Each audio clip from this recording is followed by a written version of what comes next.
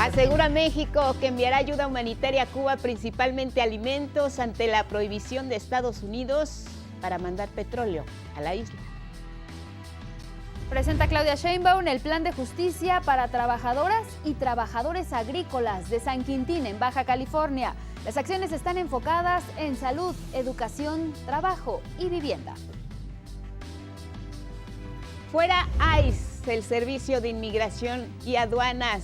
Bad Bunny alza la voz en la entrega de los premios Grammy, pide que los agentes migratorios paren sus redadas en Estados Unidos. Festejos por el Día de la Candelaria dejará una derrama económica de 1.583 millones de pesos. Regresa el niño Liam Conejo a Minneapolis junto con su padre. Ambos fueron detenidos por agentes de ICE el 20 de enero y estuvieron recluidos en un centro migratorio en Texas con el fin de ser deportados a Ecuador. Se realiza el primero de varios torneos comunitarios rumbo al Mundial 2026. El fin de semana se jugó la final del torneo de fútbol infantil comunitario, Oyamalisli.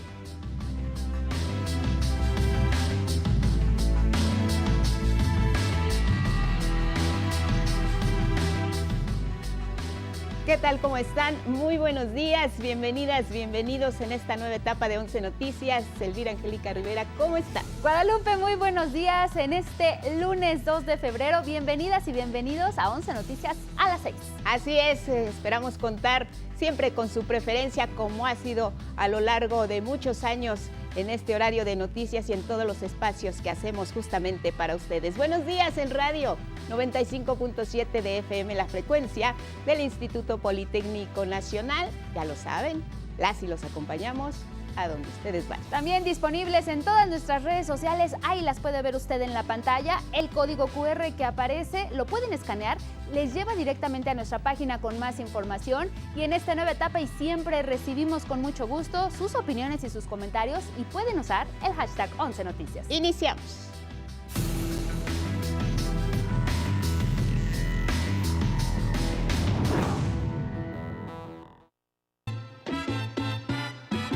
Si te quieres divertir. Ice Fuera out. ICE. We're not No somos savage, salvajes, we're not no somos animals, animales, we're not no somos aliens, we somos are humanos y humans somos and we are estadounidenses.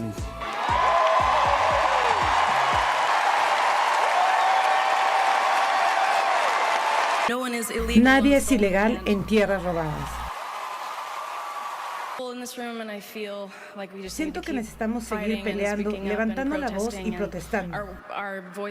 Nuestras voces importan y la gente importa y que se joda el ICE. Qué noche la de los premios Grammy a lo mejor de la industria de la música con estas declaraciones. Y es que así como veíamos, un espacio donde Bad Bunny y otros artistas más se llevaron los reflectores, particularmente por los premios que ganaron.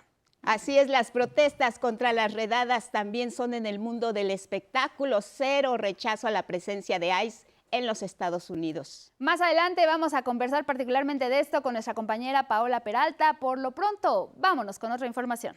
Y es que es muy importante hablar de lo que ocurrió el fin de semana con las declaraciones de la presidenta Claudia Sheinbaum al pueblo cubano, pero también a las y los mexicanos. La presidenta dijo y fue muy clara y enfática al señalar que el pueblo cubano nos necesita y en breve enviará ayuda humanitaria a la isla. Incluye, entre otras cosas, alimentos, enseres, insumos fundamentales. Todo ello mientras se resuelve con Estados Unidos por la vía diplomática, lo dejó en claro, el tema del envío de petróleo a la isla. Otro de los énfasis que hizo la presidenta Claudia Sheinbaum y que vale la pena, Elvira Angélica Rivera, amigos en casa, señalar, es que se trata de evitar una crisis que golpee directamente al pueblo cubano.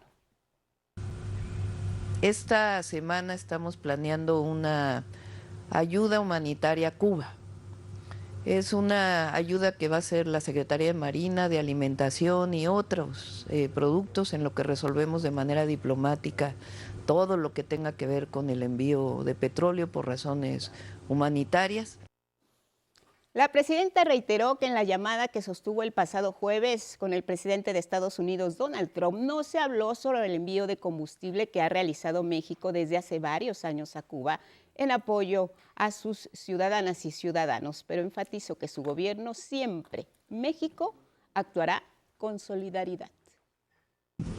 No se ha tocado el tema en ninguna de las conversaciones. Cuando sí se tocó el tema fue en la conversación que tuvo el secretario de Relaciones Exteriores con el secretario Marco Rubio. Ahí sí tocaron el tema y, como lo digo, estamos buscando todas las vías diplomáticas para poder enviar combustible al pueblo cubano, porque este no es un asunto de los gobiernos, sino de apoyo para evitar una crisis humanitaria en Cuba.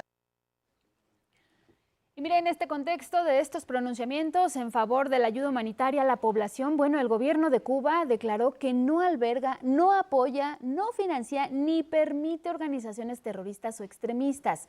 Por ello emitió una condena al terrorismo al mismo tiempo que declaró su disposición a cooperar con el gobierno de Estados Unidos para reforzar la seguridad a nivel regional e internacional.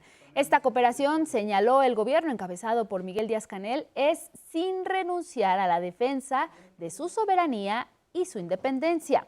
Y es que hace apenas unos días el presidente de Estados Unidos, Donald Trump, amenazó a otras naciones de imponer aranceles a aquellos países que vendan petróleo a Cuba. Esto, por supuesto, ha desatado intensas manifestaciones en la isla, pues esta restricción petrolera afectaría directamente a hospitales, alimentación y otros servicios básicos del pueblo cubano. Bueno, pues esto lo dijo la presidenta Claudia Sheinbaum en la gira que tuvo este fin de semana por el norte del país. Estuvo en Baja California, donde presentó un plan de justicia para trabajadoras y trabajadores del campo, una estrategia con un enfoque social que contempla temas como educación, vivienda y desarrollo laboral. Les contamos la historia. Después de décadas de exhaustivas jornadas laborales, bajos salarios y condiciones desiguales, el plan de justicia para las y los trabajadores agrícolas de San Quintín ya es una realidad.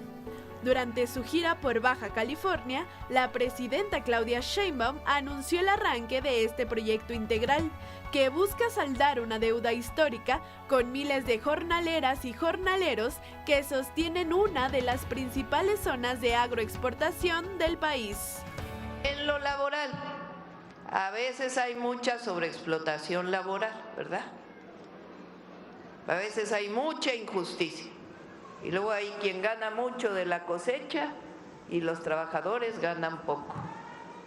Entonces, vamos a poner un centro de justicia laboral aquí en San Quintín, con gente de la Secretaría del Trabajo, para que vengan aquí y aquí se quejen y digan: aquí no se está cumpliendo con esto, aquí hay maltratos, aquí hay problemas, y que puedan ser atendidos. Uno de los ejes centrales es el trabajo. A través de la expedición de un certificado laboral para la agroexportación, el gobierno federal obligará a las empresas que exportan productos agrícolas a cumplir con la seguridad social y los derechos de sus trabajadores. Será el documento que expedirá el Gobierno de México para cada persona física o moral que desee exportar un producto agrícola. Su propósito es vincular la exportación con la formalización laboral, verificando que la mano de obra utilizada en la producción y cosecha se encuentre registrada ante la Seguridad Social. El plan también tiene un enfoque social. En el ámbito educativo se garantizará la beca Rita Cetina para todos los estudiantes de educación básica. Se crearán materiales educativos en lenguas indígenas y se mejorarán planteles de preescolar, primaria, secundaria y bachillerato. Vamos a evitar que los niños y las niñas en situación de tránsito pierdan sus estudios. Se va a hacer válido lo que estudian acá y lo que estudian en sus lugares de origen, que no tengan ningún problema en ese sentido. También vamos a impulsar la modalidad no escolarizada para educación inicial a los más pequeñitos y también para canalizarlos a los CECIS que va a abrir el IMSS. En vivienda se contemplan más de 20,000 acciones. 12,000 apoyos de mejoramiento, más de 3,500 sustituciones y la construcción de casi 7,000 viviendas en renta diseñadas para atender la movilidad temporal de familias agrícolas. Estará construida directamente para los trabajadores agrícolas y que tiene que ver con este movimiento, esta movilización que hacen por temporadas, y entonces se va a construir vivienda en renta, prácticamente 7,000 de distinto tipo para familias. Este plan, aseveró la presidenta, no solo busca mejorar las condiciones de trabajo, sino la vida de quienes por años han sostenido al campo mexicano. 11 Noticias, Karen Ballesteros. Precisamente en la implementación de este plan de justicia para San Quintín, la Secretaría del Trabajo va a tener un papel fundamental. En entrevista con 11 Noticias, el titular de la dependencia, Marat Bolaños, refirió que se trabajará de la mano con empleadores para garantizar, a su vez, que tengan derechos trabajadoras y trabajadores. Como saben, San Quintín es un municipio de vocación agrícola fundamentalmente, y lo que queremos es que pues haya prosperidad, sí, pero que esa prosperidad sea compartida y que eso además sea en apego a las normas laborales, y lo que estamos buscando con ello pues es que haya un bienestar inmediato para todas y para todos, y que además pues tengan de comer los que nos dan de comer. Agregó que él personalmente va a asistir a San Quintín para supervisar la implementación de este plan y cumplir así con la instrucción presidencial de garantizar los derechos laborales.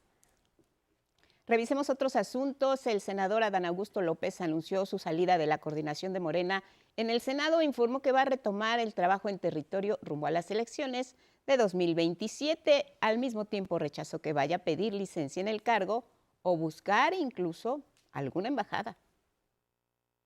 No, en ningún momento yo he planteado la posibilidad de solicitar licencia como senador de la República. Lo reitero, soy un soldado más de la Cuarta Transformación. La verdad que prefiero estar en tierra en todo el país ayudando al fortalecimiento de este movimiento que pensar en ser parte del cuerpo diplomático.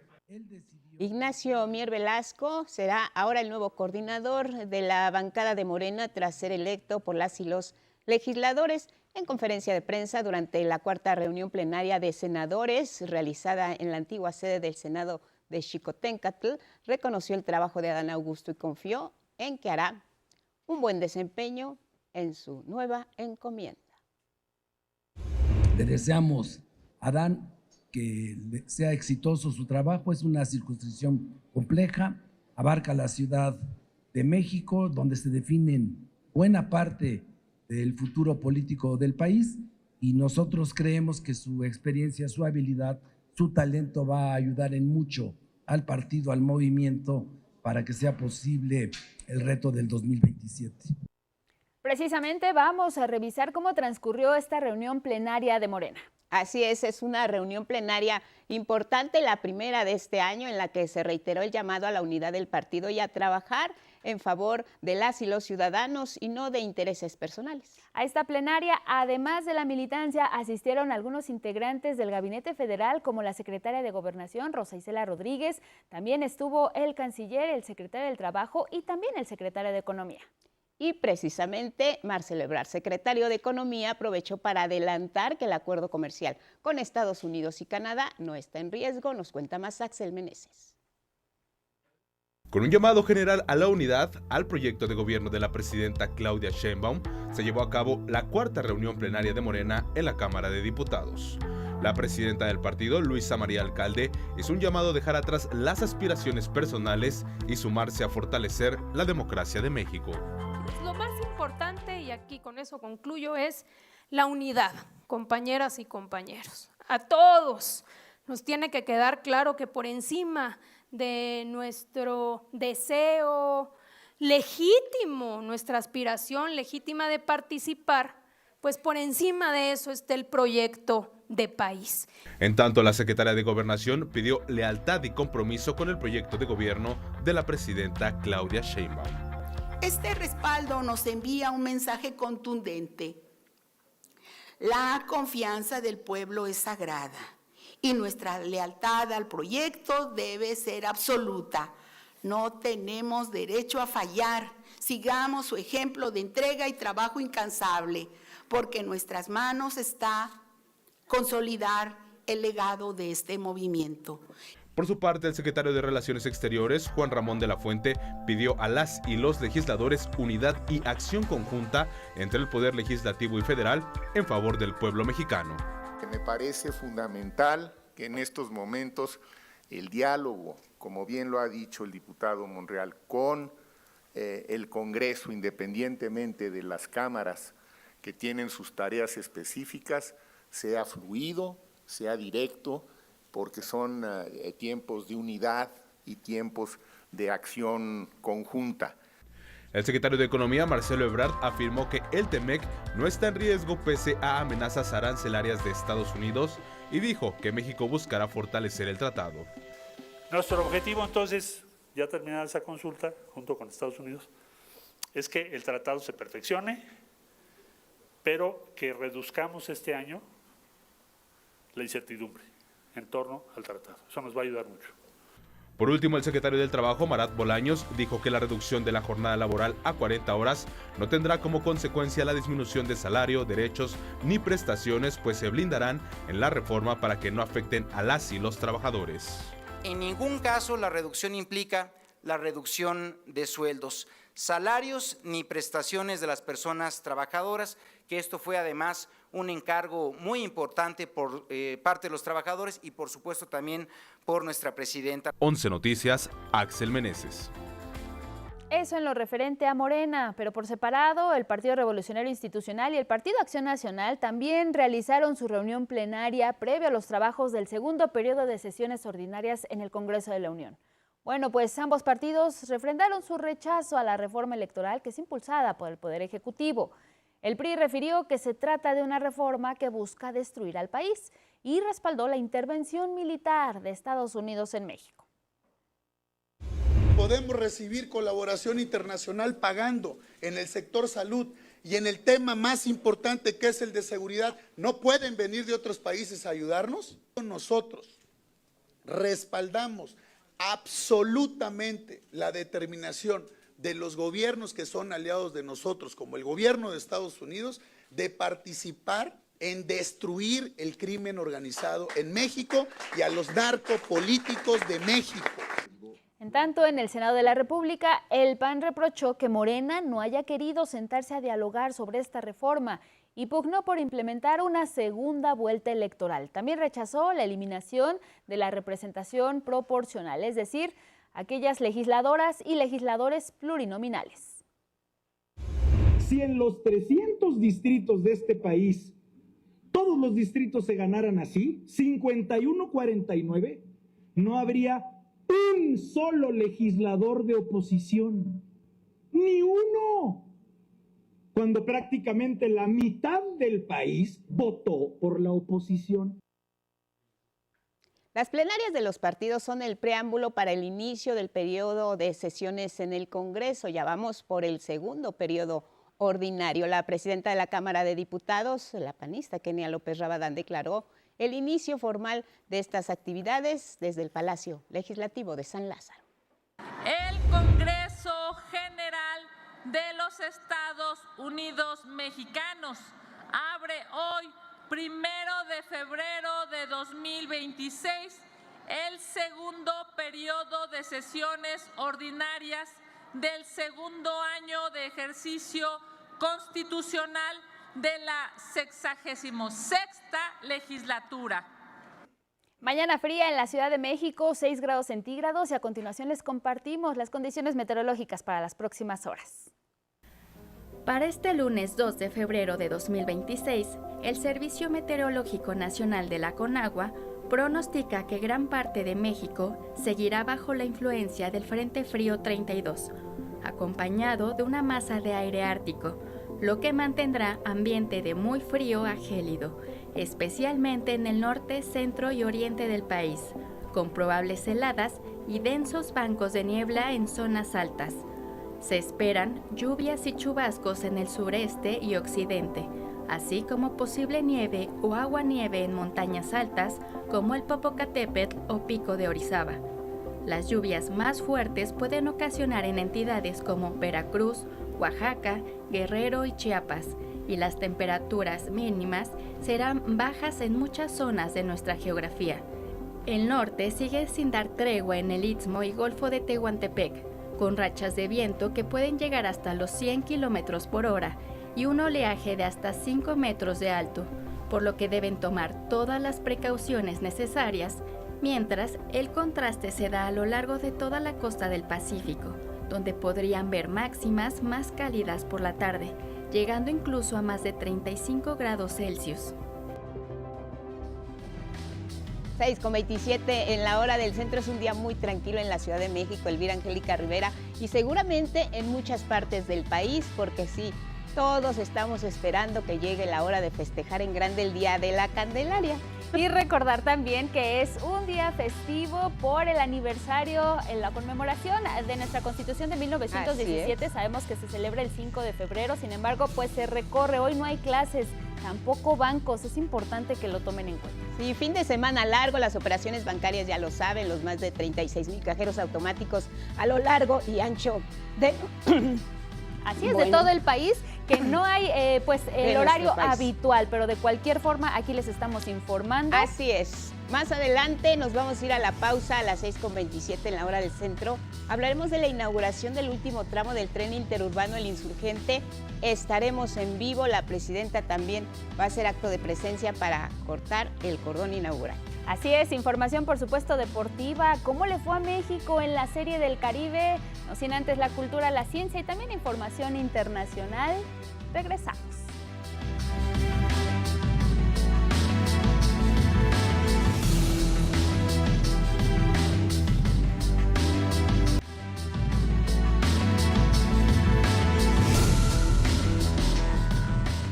Con 30 en la hora del centro. Continuamos con más noticias esta mañana. A las 6, el ingeniero Cuauhtémoc Cárdenas recibió un merecido reconocimiento por parte de esta casa de estudios, el Instituto Politécnico Nacional, precisamente fundado por su padre Lázaro Cárdenas del Río.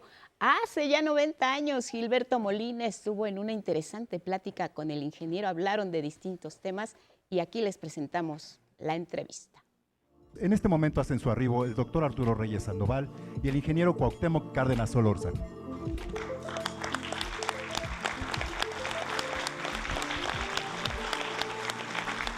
A paso lento, firme su huella indeleble en la historia, Cuauhtémoc Cárdenas, el que rompió con el PRI y contendió contra Carlos Salinas en 1988, cuando se cayó el sistema.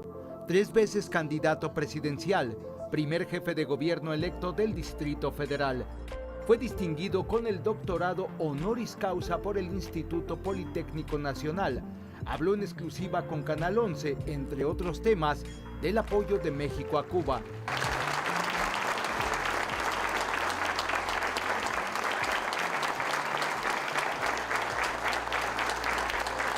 Hay que entender que este es un mundo que vive realmente de manera internacional, es decir, que todos los países requieren en más o en menos de los demás.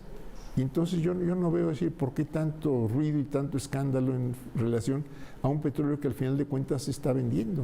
Habría que pensar más seriamente en un acuerdo continental de desarrollo que incluyera a todos los países de América del Sur, de América Central, del Caribe y de América del Norte, en un esfuerzo conjunto, compartido, para efectivamente elevar las condiciones de vida del conjunto de la población. Cárdenas fue generoso en las respuestas. Me gustaría también que me regalara su opinión sobre el rumbo del país con el gobierno de la presidenta Claudia Sheinbaum, sobre todo en estos momentos de tensión diplomática con Estados Unidos. Yo considero que se ha hecho una labor muy importante, muy inteligente para llevar en la mejor forma posible las relaciones con Estados Unidos. Creo que este es un acierto y un logro del gobierno de la República y de la Presidenta de la República. Espero que las tensiones disminuyan. Fiel a su estilo, analizó el sistema educativo nacional. Pero que esa prioridad se traduzca, por un lado, en presupuestos efectivos y en una atención real desde el punto de vista político de que se quiere la mejor educación para los niños jóvenes y profesionales del país. Y requerimos de escuelas bien dotadas de maestros con la más alta capacitación. Agradeció el reconocimiento del Politécnico, institución que fundó su padre, Lázaro Cárdenas, hace 90 años.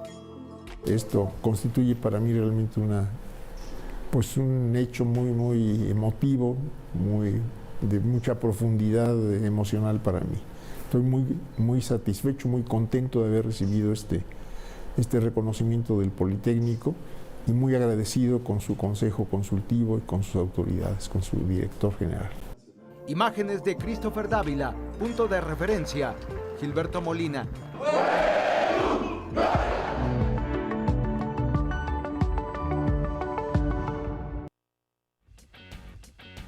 Pues ya está lista Beatriz Pereira con la información deportiva. Intenso fin de semana, pero tú nos vas a actualizar. Betty, bienvenida, buenos días. Claro que sí, ¿cómo están? Muy buenos días. La fiebre mundialista en nuestro país está todo lo que da.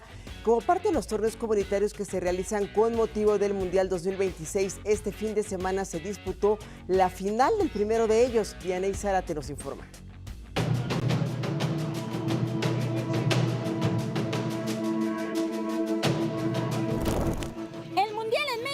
Ya empezó a sentirse no en los estadios, sino en las canchas del barrio.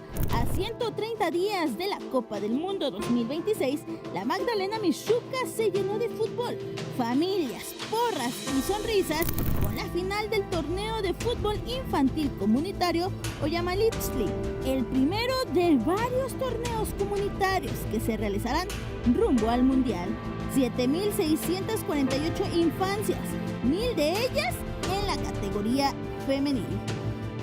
El objetivo fue democratizar el deporte para que miles participaran y se sintieran orgullosos de ser protagonistas. Pues es muy divertido y antes como nada más los niños jugaban y ahora ya son puras mujeres y también para puros niños y se hace muy divertido. Durante varios meses se jugaron 2,000 partidos en más de 200 canchas por toda la ciudad.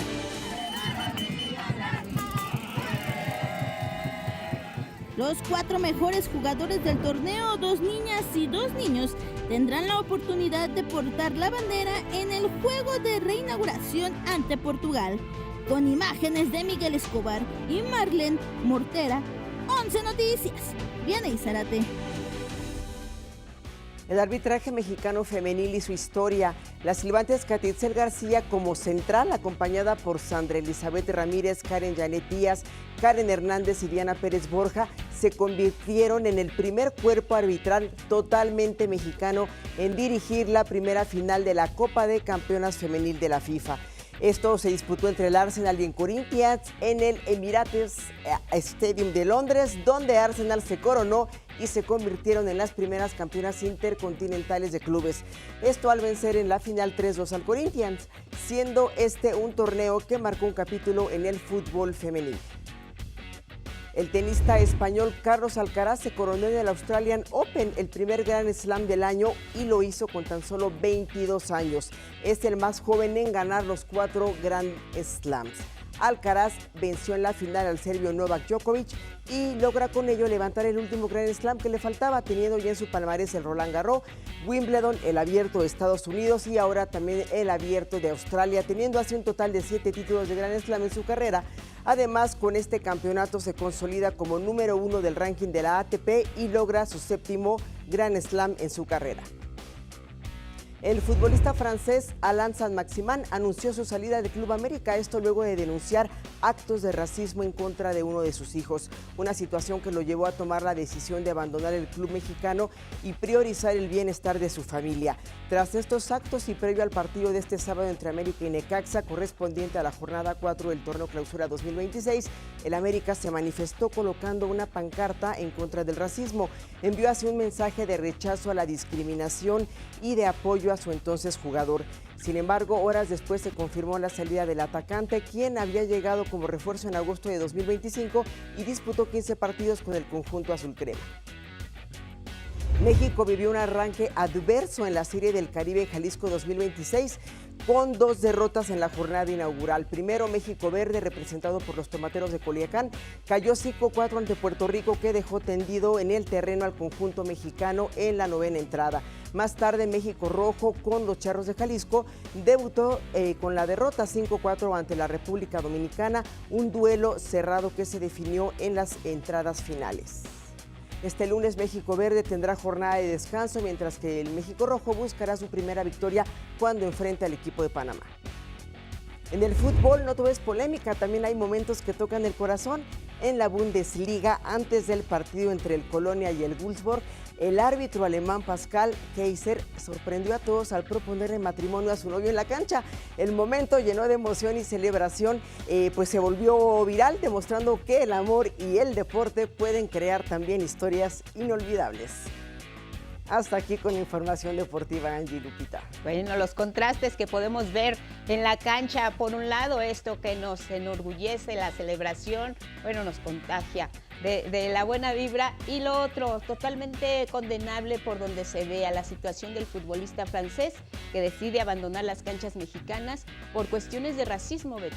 Sí, y fíjate que nos hubiera encantado que el club o el propio jugador hubieran sido más específicos respecto a qué pasó, cuándo pasó, dónde pasó, y él más tarde emitió un comunicado en el que decía, bueno, la verdad es que también extraño a mi familia y he perdido familiares, quiero estar mejor en Francia, en la liga francesa, pero yo creo que sí es importante que se aclare eso y que haya alguna acción que castigue esas conductas para evitar que le pase a él o a cualquier otro jugador que venga a la Liga de México. Sin duda, sin duda. Oye, Betty, y hablando de las árbitras mexicanas, gran paso que pueda haber un cuadro completo, todas ellas mexicanas, sin embargo, pues todavía hay camino por recorrer en la igualdad en ese campo. Es maravilloso porque ustedes recordarán hace 20 años cuando Virginia Tobar fue la primera árbitra que arbitró en la Liga Mexicana, fue pues maltratada, que 20 años después estemos hablando de que 4 mujeres estuvieron en un partido de este nivel. Bueno, para el arbitraje mexicano es un avance maravilloso. Y a seguir Lo adelante. Queremos normalizar, eso sí, la presencia se va a de más normalizar, mujeres. se va a normalizar. Que no lo veamos como algo,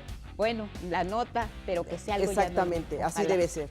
Gracias, Betty. Excelente día, hasta luego. Te vemos pronto. Seguimos. Así es, vámonos ahora a hablar del lunes de Agenda Politécnica, y es que le vamos a contar sobre el trabajo que hace esta casa de estudios en la recolección de medicamentos caducos para evitar riesgos sanitarios. Judith Hernández nos cuenta.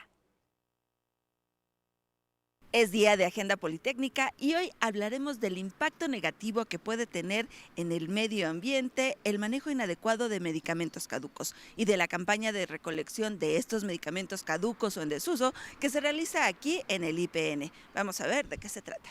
Cada año en México caducan más de 200 millones de unidades de medicamentos, lo que representa un riesgo sanitario si se consumen después de su fecha de expiración. Puede tener consecuencias o que no tenga el efecto terapéutico. Consecuencias negativas como por ejemplo alergias, algún efecto tóxico. El inadecuado desecho de los medicamentos también es un riesgo para el ambiente, pues si se tiran a la basura o al inodoro, generan contaminación y afectaciones a diversas especies animales. A la larga eso está relacionado con diferentes enfermedades. Por ejemplo, en los peces les puede afectar en la reproducción de estos peces y esto puede afectar a la larga a las poblaciones, el que tengan desarrollos anormales. Incluso puede afectar a las personas. Por ejemplo, si el agua que consumen de forma regular está contaminada con antibióticos, pueden generar resistencia a esos fármacos. Hoy en día ya es más difícil que nos hagan efecto los medicamentos enfocados a eso, precisamente en parte por el desecho inadecuado o el uso indiscriminado que le damos a los antimicrobianos. Investigadoras de la Escuela Nacional de Ciencias Biológicas han estudiado por más de 20 años la presa Madín en el Estado de México y en el agua han encontrado cantidades importantes de diversos medicamentos, sobre todo de los que son de libre venta. La metformina se encuentra en promedio a nivel mundial de 2 miligramos por litro y en México lo encontramos en promedio de 11 miligramos por litro. Para evitar esta contaminación y fomentar su desecho adecuado, la Escuela Nacional de Ciencias Biológicas del IPN, en conjunto con el Sistema Nacional de Gestión de Residuos de Envases de Medicamentos, SINGREM, realizan una campaña anual de recolección de medicamentos caducos y en desuso. Tienen que ser desechados en contenedores especiales que tiene SINGREM. Los recolectan y hay un proceso de eliminación que es por incineración. La campaña lleva 4 años y los resultados han superado las expectativas. Ahorita ya llevamos acumulado 4 toneladas. Eso nos ha permitido evitar que esos medicamentos contaminen. Del 16 al 20 de febrero pueden depositar sus medicamentos caducos en los contenedores que se instalarán en sus sedes en Zacatenco y el Casco de Santo Tomás. Es todo en Agenda Politécnica con imágenes de Cristian Aguilar y Andrés Reyes. Hasta la próxima.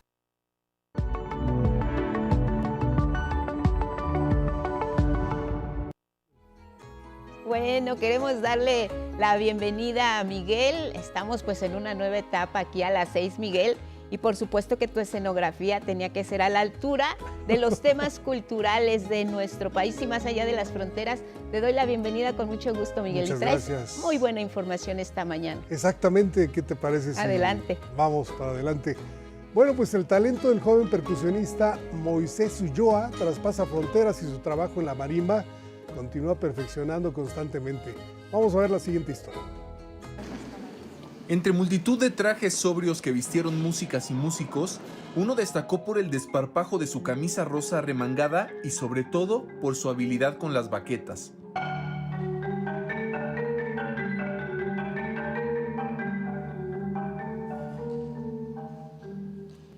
Es Moisés Ulloa, estudiante de 21 años, quien al explorar instrumentos de percusión encontró la exclusiva cualidad de la marimba. Y las percusiones normalmente son instrumentos rítmicos, ¿no?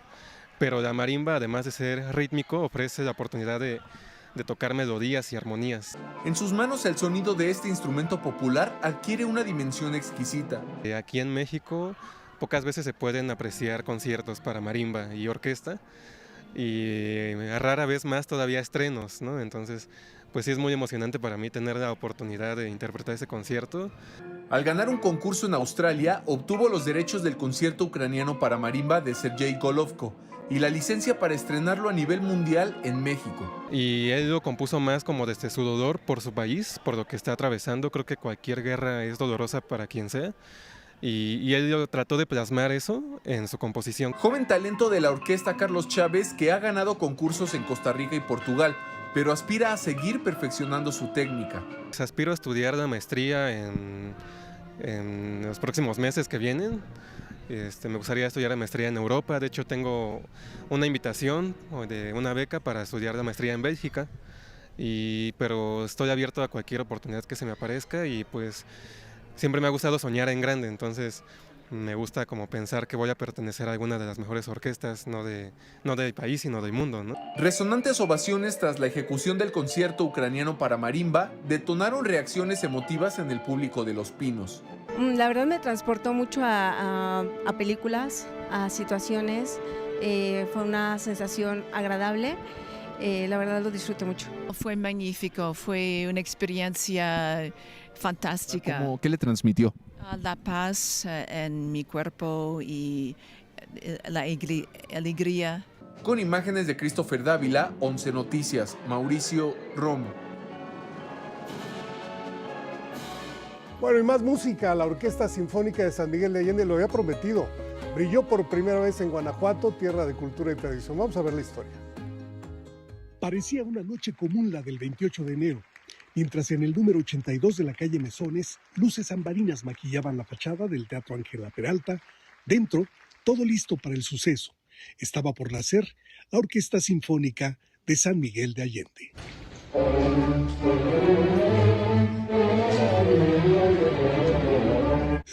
35 colegas y amigos integrantes de otras orquestas respondieron al llamado de Víctor Hugo Ramos, pianista y director concertador egresado de la Universidad de Guanajuato hace casi 2 décadas. Tenemos una fundación o una asociación civil, ¿no? La Orquesta Sinfónica de San Miguel de Allende AC, y bueno, digamos, de alguna manera se tienen que crear estos organismos para que podamos fondear o costear.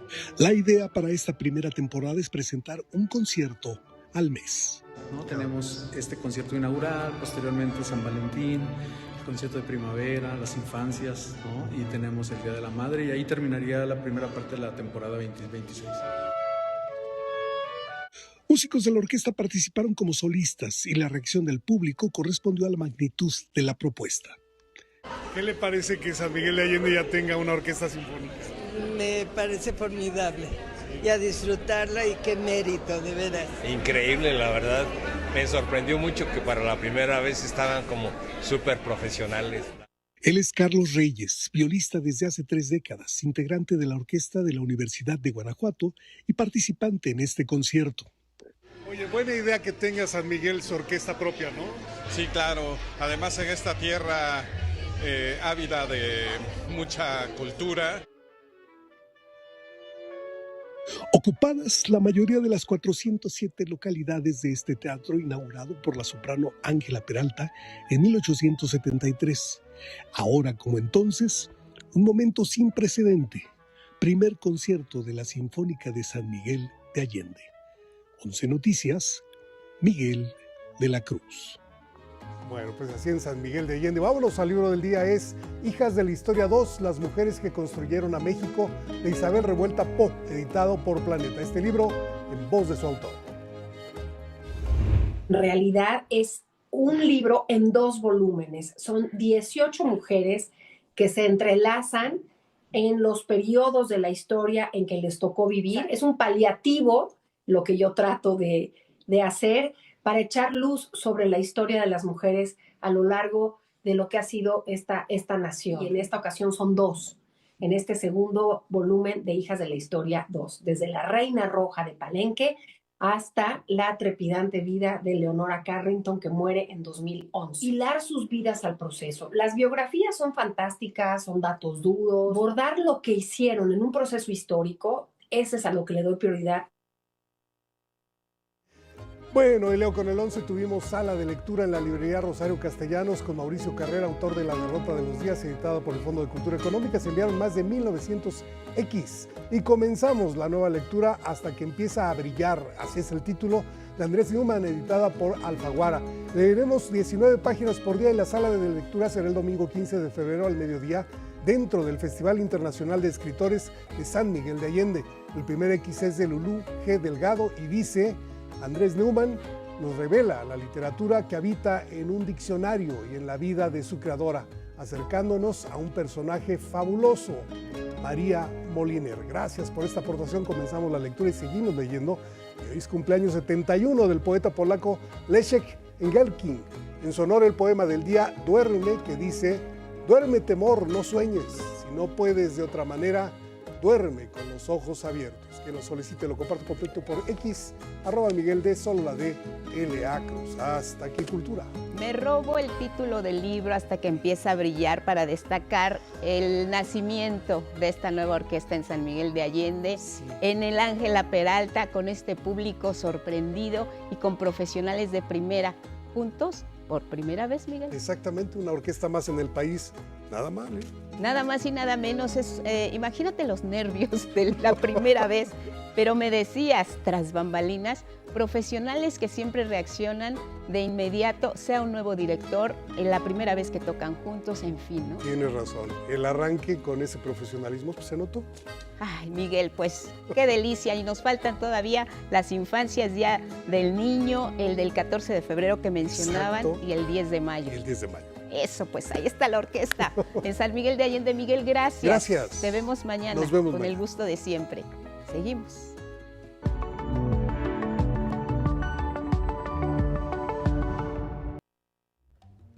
Bueno, ya le platicábamos más temprano al inicio de este espacio informativo, pues que fue una noche de Grammys y pues está con nosotros nuestra compañera Paola Peralta. ¿Cómo estás, Pau? Para que nos hables de todos los detalles, Claro. la polémica, la música, todo conjunto en una sola noche. ¿Cómo estás, Angie? Buenos días. Pues así es, la entrega de los premios Grammy fue un espacio de expresión para que las y los artistas alzaran la voz contra las medidas antimigrantes en Estados Unidos. Sandra Citle nos tiene todos los detalles. Veamos. El escenario de la Crypto.com Arena sirvió para la entrega del Grammy y para levantar la voz en contra del Servicio de Control de Inmigración y Aduanas de Estados Unidos. Durante la ceremonia, Bad Bunny provocó una larga ovación de pie con solo 2 palabras. Fuera ICE. No somos salvajes, no somos animales, no somos aliens, somos humanos y somos estadounidenses. Y dedicó el premio al álbum del año a las personas migrantes. Quiero dedicar este premio a la gente que tuvo que dejar su patria, su país, para seguir sus sueños. Desde Inglaterra, Olivia Dean, la mejor nueva artista del Grammy, apoyó la causa. Soy nieta de una persona migrante.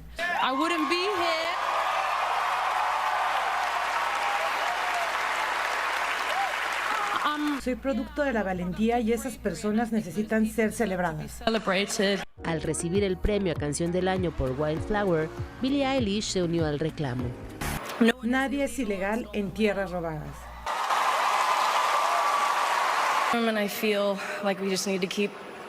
Siento que necesitamos seguir peleando, levantando la voz y protestando. Nuestras voces importan y la gente importa y que se joda el ICE. Billie, al igual que su hermano Phineas, Justin Bieber y su esposa Hailey, y hasta leyendas como Joni Mitchell, portaron pines con la leyenda Fuera ICE. Kehlani también usó uno y durante su discurso al recibir el premio a Mejor Interpretación de R&B, hizo un llamado a la comunidad artística. Juntos somos más fuertes en número y tenemos que alzar la voz contra toda la injusticia que está ocurriendo en el mundo ahora mismo. Así que en lugar de que sean unos cuantos, espero que todos se inspiren y nos unamos como una comunidad artística. 11 Noticias, Sandra Citle. Y Bad Bunny se alzó con el máximo galardón del álbum del año en los Grammys con su producción Debí tirar más fotos, convirtiéndose en el primer disco en español en ganar esta categoría.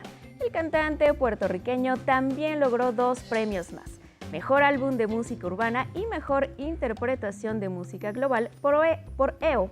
Kendrick Lamar fue el máximo galardonado, llevándose todas las categorías de rap. El cantante obtuvo 5 premios: Mejor Álbum, Canción e Interpretación Melódica de Rap. Con ello se convierte en el rapero con más premios en la historia de la academia, con un total de 26 Grammys. Billie Eilish ganó el Grammy a Mejor Canción del Año por Wildflower. Lady Gaga se llevó 3 premios, entre ellos Mejor Álbum de Pop Vocal por Mayhem. También ganó Mejor Grabación Pop Dance por Abracadabra y Mejor Grabación Remezclada. Mientras que los mexicanos Natalia Lafourcade y Karim León se consagraron con el Grammy a Mejor Álbum de Música Regional Mexicana por sus trabajos en Cancionera y Palabra de Tos, respectivamente. Y ya Steven Spielberg se unió al exclusivo Club EGOT, convirtiéndose en uno de los pocos artistas en ganar los 4 premios más importantes de la industria del entretenimiento: Oscar, Emmy, Tony y Grammy. El director recibió el galardón como productor del documental Music by John Williams, galardonado en la categoría de Mejor Película Musical. Y hasta aquí la información del entretenimiento, gran gala que se llevó el día de ayer. Así es, importantes estos premios que nos acabas de describir, Pau, que de alguna forma pues es la intención principal de esta entrega de premios, reconocer a lo más destacado de la música. Ya nos decías Kendrick Lamar, 5 premios Grammy, le gana incluso a Bad Bunny, que también se lleva 3, pero sin duda pues no se puede dejar de mencionar cómo alzan la voz todas estas personas que figuran en el mundo musical, particularmente pues en Estados Unidos y en toda Latinoamérica, que es importante alzar la voz. Claro, que se ocupen estos espacios, ¿no? También lo vimos con los Golden Globes, en donde también usaron este tipo de protesta, ¿no? Y pues pues bueno, veamos el Super Bowl el próximo domingo. Así es, el mensaje muy claro. Por lo pronto, gracias Pau por estar acá en A las 6. Nos vamos a una pausa y volvemos.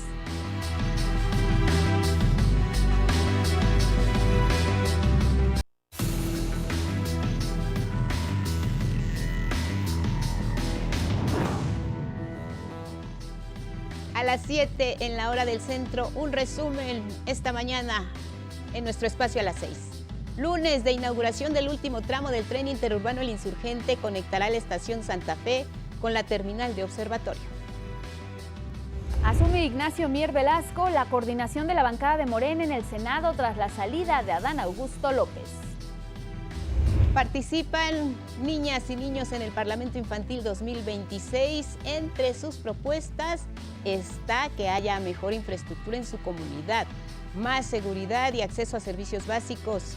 Enviará a México también ayuda humanitaria a Cuba. Principalmente alimentos y así refrenda su apoyo al pueblo cubano. Afecta una fuerte tormenta invernal a 38 millones de personas en el sureste de Estados Unidos. 165,000 personas están sin electricidad. Pues así la situación y nos vamos con los deportes. Se corona el tenista español Carlos Alcaraz en el Abierto de Australia, primer Grand Slam del año. Venció a toda una leyenda, Novak Djokovic. Bueno, queremos agradecer mucho la presencia esta mañana en el estudio en vivo aquí a las 6 de Gerardo Arreola. Vamos a conversar, Gerardo, contigo sobre la situación en Cuba y te damos la más cordial bienvenida. Muchas Buenos gracias. días. Muchas gracias, buenos días. Gracias por la invitación. Platicábamos, Gerardo, 17 años en Cuba, pues gran parte de la historia de la isla se ha escrito, yo digo, todos los días hay algo que contar acerca de lo que ocurre allá en Cuba. En este momento, el contexto y la relación que tiene Estados Unidos con la isla marca un antes y un después en la era de Donald Trump. ¿Cómo lo ves? Bueno, ha sido un inicio de año, un mes trepidante. Sí. Prácticamente nos parece que fue hace mucho tiempo cuando vino el ataque a Venezuela, y después han ocurrido muchas cosas. Pienso que en el caso de este conflicto, tenemos ya varias etapas que se han consumido de manera muy veloz. Primero hubo efectos indirectos debido a la situación en Venezuela.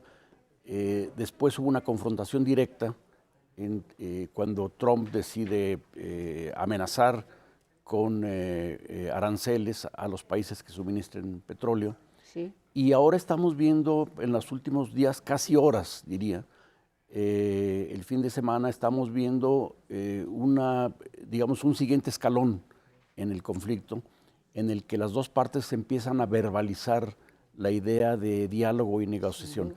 Esto no quiere decir que haya un diálogo y algún acuerdo, pero cuando los gobiernos empiezan a emplear palabras, emplear tonos que distinguen un conflicto de una posible solución, pues vemos que hay una nueva etapa. Si no llega esta posible solución, Gerardo, ¿cuál es el escenario para la isla? Estuviste 16 años allá y digamos que puedes relatarnos un poco de la vida cotidiana, pero ante esta amenaza directa de cortar todo el suministro de petróleo a la isla por parte de cualquier país y dada la baja producción que hay de petróleo en la misma Cuba, ¿cuál es el escenario que esperaría particularmente a la población? Porque no se trata específicamente de poderes o de presidentes, sino de afectar a la población. Bueno, en realidad ya existía, antes de esta situación, ya existía una crisis severa en Cuba, una crisis múltiple, que entre otras características tenía la de que había perdido ya gran parte del suministro de petróleo venezolano. ¿Sí? De manera que las colas en las gasolinas, los apagones, todo esto no es nuevo, esto tiene ya alrededor de 3 años. Entonces, la población pues, ha tenido que irse adaptando a las circunstancias. El gobierno ha hecho un presupuesto de precariedad para resolver la situación con lo que tiene. Empeorar la situación pues, llevaría a un escenario francamente catastrófico, un verdadero una verdadera crisis humanitaria. Tal como veo las cosas ahora, creo que no hay un riesgo inminente si es que prospera estos posibles acercamientos. Pero sí, desde luego, existe el riesgo grave. ¿Cómo entender o cómo leer este lenguaje de la Casa Blanca, específicamente de Donald Trump, cuando utiliza estas palabras, Gerardo? El gobierno cubano, dice el presidente Trump, representa una amenaza inusual y extraordinaria para la seguridad nacional de Estados Unidos. Hay una respuesta también por el gobierno cubano. ¿Cómo abrir el panorama, la puerta al diálogo cuando vemos estas declaraciones? ¿Qué hay detrás políticamente hablando y diplomáticamente también? Bueno, eso es parte de la orden ejecutiva que emitió Trump la semana pasada. Francamente, con exageraciones que ni siquiera tienen sentido. Y hubo una respuesta también muy dura del gobierno cubano. Pero yo desde el principio estamos ya en una segunda etapa. Sí. Hace unas horas prácticamente, Trump dice Cuba tiene que venir hacia nosotros, tenemos que llegar a un acuerdo. Y anoche la Cancillería cubana emite un comunicado ya con un tono mucho más mesurado, incluso abriendo un menú de opciones sobre posibles acuerdos. Tanto la declaración de Trump como la declaración de la Cancillería cubana nos remiten a la situación que había al principio de la negociación con Obama. Es decir, estamos ante un escenario distinto. Sí. ¿Esto es lo que va a ocurrir? ¿Esto es lo que va a permanecer? Francamente no lo sabemos. Con el gobierno de Estados Unidos actual, cualquier cosa puede ocurrir en cualquier momento. Pero sí hay que notar que el tono del intercambio de declaraciones contrasta con esa cita que tú tenías. Claro. Y entonces estamos abriendo ese nuevo escenario. ¿Hay negociaciones en curso en este momento? No lo sabemos. Trump dice que sí, Cuba ahora no confirma ni desmiente. Entonces, pues tendremos que ir casi día por día o a lo mejor hasta por horas. Poco a poco. Ahora, el papel de México, Gerardo, si bien pues es uno de los países aludidos en esta imposición de aranceles si se suministra petróleo a Cuba, pues ya la presidenta Claudia Sheinbaum ha sido enfática en que intentarán resolver por la vía diplomática y por lo pronto pues ayuda humanitaria. ¿Cómo ves tú precisamente pues esta respuesta de México, pero también lo que tiene que ver con la comunidad internacional que debiera o no pronunciarse al respecto para hacer pues presión a Estados Unidos que no aísle de esta manera a Cuba? Primero, México quedó en una nueva situación a partir del ataque a Venezuela, porque aunque ya se había reducido el suministro petrolero de Venezuela a Cuba, México mantenía ese suministro, ya sea por acuerdo comercial o bien por ayuda humanitaria, como ha dicho la presidenta. De manera que al suspenderse por completo ya el suministro de petróleo de Venezuela, México queda como el único proveedor de combustible para Cuba, lo cual pues eleva su capacidad de influencia, su capacidad de disuasión frente a Cuba, pero queda también bajo los reflectores de la relación con Trump. De manera que sin dar un paso para adelante, simplemente con el cambio del tablero, México ha quedado en medio de un conflicto multilateral. Por primera vez durante el gobierno de la presidenta Sheinbaum y de Trump. Hasta ahora, la relación de México con Estados Unidos se había caracterizado, la actitud del gobierno de México había sido de apelar constantemente al diálogo, a la prudencia, ante cualquier provocación, pues buscar el grupo de trabajo, el diálogo, la llamada, y ahora no, ahora está ya el conflicto abierto. Creo que dentro de esto la presidenta también ha tenido que hacer movimientos laterales buscando efectivamente una fórmula de distensión que pudiera colaborar pues a la salida del conflicto. Y efectivamente tú citabas la comunidad internacional. Bueno, yo creo que es un momento importante para tomar este foco de tensión regional como un punto de partida para una discusión sobre los distintos elementos que surgen de este conflicto. Es decir, primero la agresión sistemática de Estados Unidos de décadas contra Cuba, los necesarios cambios que debería implementar el gobierno cubano dentro de su propio modelo, de su propia economía, y la relación o el papel que puede tener México como puente en este caso. Siempre quizás con ayuda o con la cooperación de la comunidad internacional, especialmente América Latina. Eso lo vemos desde fuera, de fuera hacia adentro, la situación de lo que ocurre en Cuba, Trump, México, alianzas a nivel regional, al interior de Cuba. Tú decías, Gerardo, Cuba también tiene que moverse, su gobierno también se tiene que sacudir frente a una realidad inminente, frente a este contexto de la Casa Blanca directo ahora en la isla con Trump. ¿Qué pasa con los cubanos al interior? ¿Qué tan cohesionados están con un gobierno que hoy tú dices tiene que cambiar y ajustar en algún momento dado este modelo? Bueno, el propio Fidel Castro hace ya cerca de 20 años llamó a un cambio fundamental en el sistema, en el modelo cubano. Llegó a decir, este modelo ya no nos sirve ni siquiera a nosotros. Años después, cuando lo reemplaza su hermano Raúl Castro, impulsa una reforma que está aprobada por el Partido Único, aprobada por el Parlamento, y que de pronto se detiene porque el propio Raúl Castro dice no hay consenso, quiere decir que hay resistencia interna. Y después de eso viene el gobierno de Díaz-Canel, que prácticamente paraliza la reforma y ya no reinicia lo que ya habían aprobado. De manera que hay una agenda pendiente en manos del propio gobierno cubano con una batería de decisiones, de medidas que la academia cubana, los economistas cubanos han venido desglosando y actualizando durante los últimos 10 años. Y yo creo que la situación interpela ahora con más fuerza al gobierno cubano para que de una vez por todas se decida a continuar la reforma y a modificar un modelo que ya efectivamente no funciona. ¿Y el pueblo cubano está preparado para ese ajuste?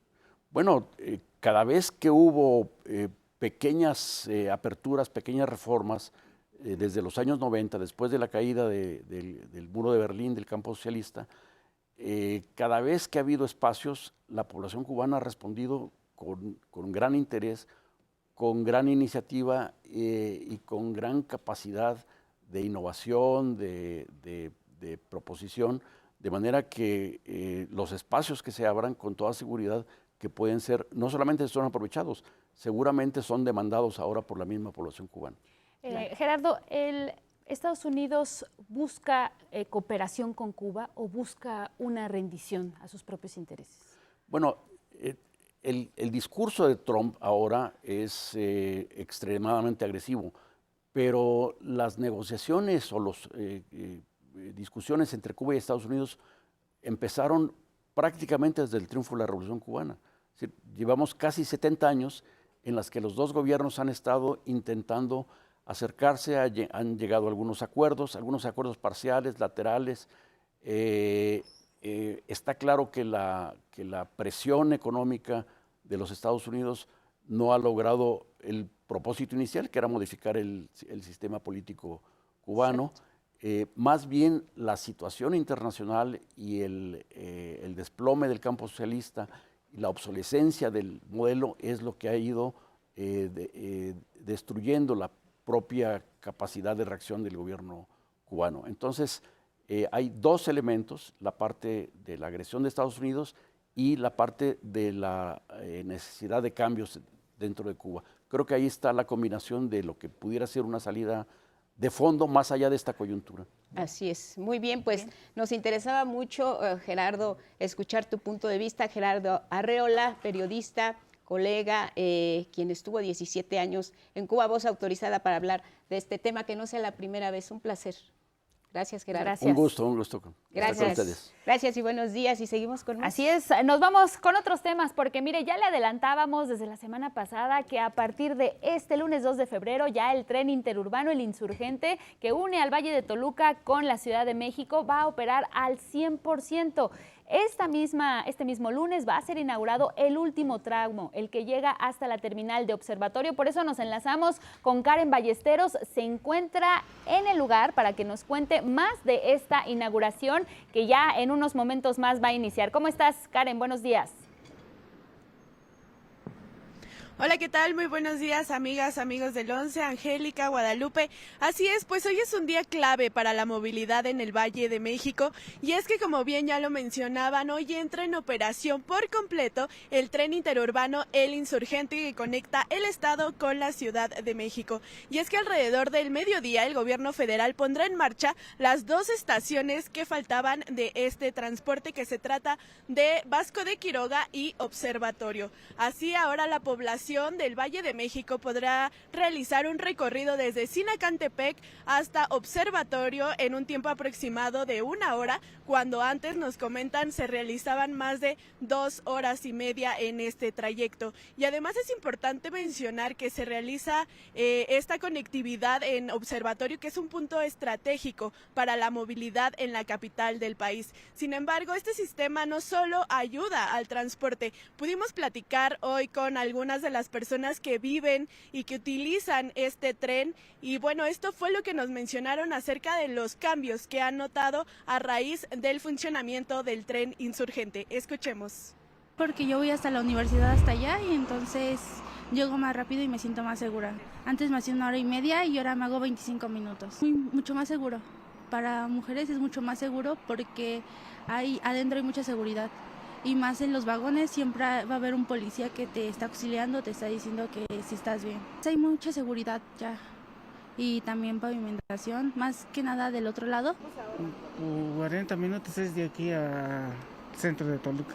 ¿Y antes cuánto tiempo se hacía? Pues 1 hora y media en el camión. ¿Cree que sí va a ser una mejor forma de conectar pues, el Estado de México con la ciudad? Sí, también sí, porque ya ve que hay mucho tráfico ya.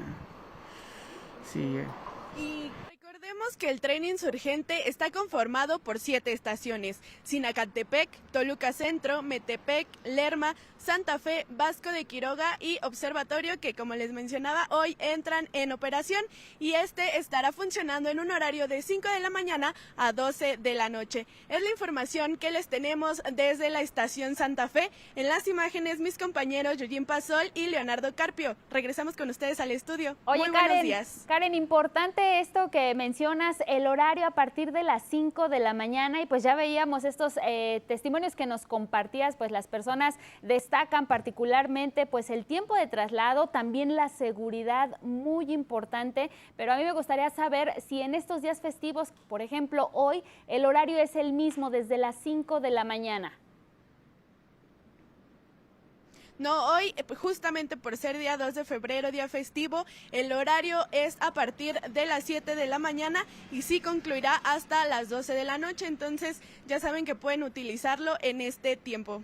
Y pues hoy que se terminan de inaugurar estos tramos para ya llegar hasta el Metro Observatorio y conectar completamente desde el Valle de Toluca, desde Sinacantepec, como ya nos dijiste, hasta el Metro Observatorio, pues estaremos muy pendientes de esta inauguración. Sabemos que acude la presidenta Claudia Sheinbaum. Karen, gracias y buenos días.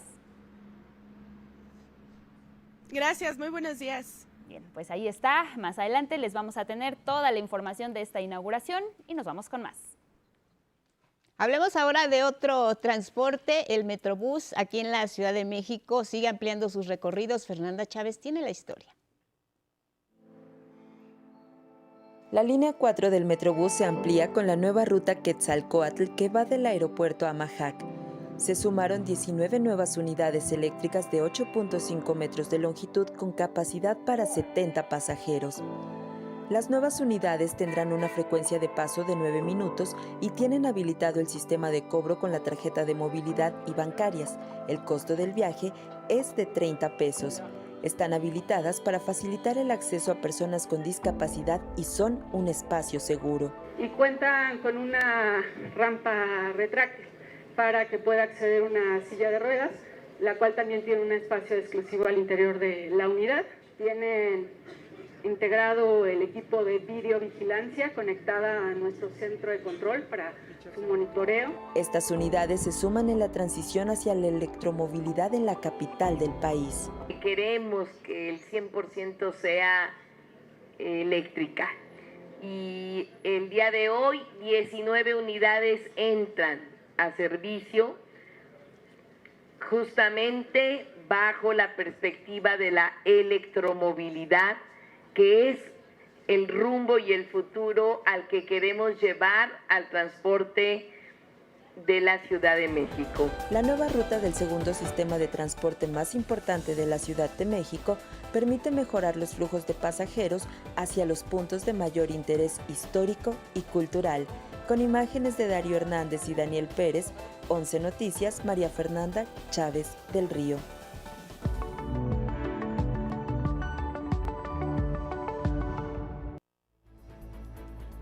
Bueno, momento de actualizar la información internacional. Ingrid Sánchez, buenos días. Hola, ¿Cómo estás? ¿qué tal? Bienvenida, un gusto verte. Gracias, buenos días Buenos días. las dos. Pues sí, nos vamos a Estados Unidos, donde el niño Liam Conejo Ramos regresó a Minneapolis junto con su padre Adrián Conejo. Ambos fueron detenidos por agentes del ICE en esa localidad el 20 de enero pasado. Un juez había ordenado su inmediata liberación. Estuvieron recluidos durante 12 días en el centro migratorio de Dilley, en Texas, con el fin de ser deportados a su natal Ecuador. El congresista demócrata Joaquín Castro los acompañó de Texas a Minnesota. Su detención causó indignación porque los agentes de migración usaron al niño de solo 5 años de edad como carnada, al decirle que tocara la puerta de su casa para que su madre saliera con el fin de arrestarla, lo cual no sucedió. El caso causó la firme condena de las autoridades de Minnesota a la actuación del ICE hacia las infancias, además de protestas en el centro de detención de Dilley que fueron dispersadas por la policía de Texas. Este fin de semana continuaron las marchas contra ICE en Minneapolis. Decenas de personas formaron las 3 letras de SOS en la nieve con el mensaje de rescátennos de los agentes migratorios.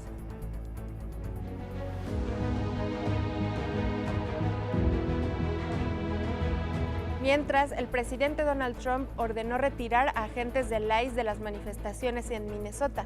A pesar del intenso frío, hubo marchas en Chicago, Nueva York y Filadelfia.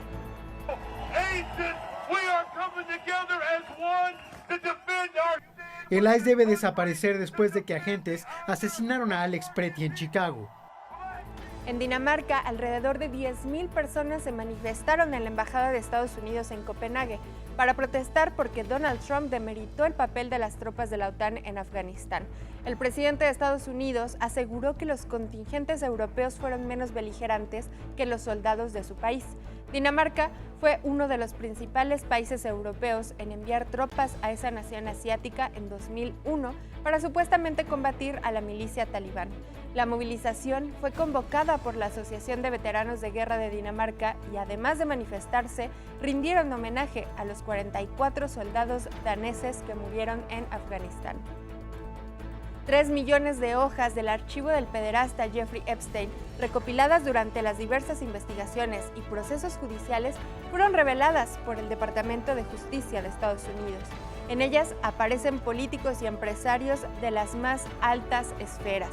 Esta última divulgación también incorpora más de 2,000 videos y aproximadamente 180,000 imágenes, con lo cual el número total de documentos sujetos a revisión creció a 6 millones de páginas. A partir de la consulta en la página del Departamento de Justicia, se evidenció que un miembro del cártel de Sinaloa denunció al FBI que Donald Trump conocía y financiaba fiestas sexuales con niñas en uno de sus campos de golf. Fue parte del cártel de Sinaloa y trabajó de cerca con Epstein y Ghislaine Maxwell. Se lee en el número serial 609 en los archivos. Se están encontrando en estos archivos los nombres de figuras políticas y económicas de diversas partes del mundo. Una fuerte tormenta invernal afecta a 38 millones de personas en el sureste de Estados Unidos. Los estados de Carolina del Norte, Carolina del Sur, Georgia, Tennessee, Kentucky y Virginia siguen cubiertos de nieve. 165,000 personas están sin electricidad.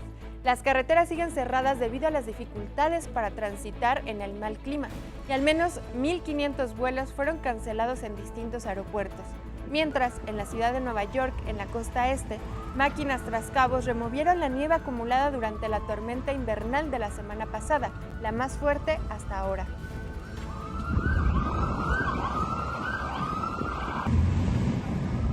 El frente frío del Polo Norte causó más de 100 muertos en distintas regiones de Estados Unidos desde la semana pasada.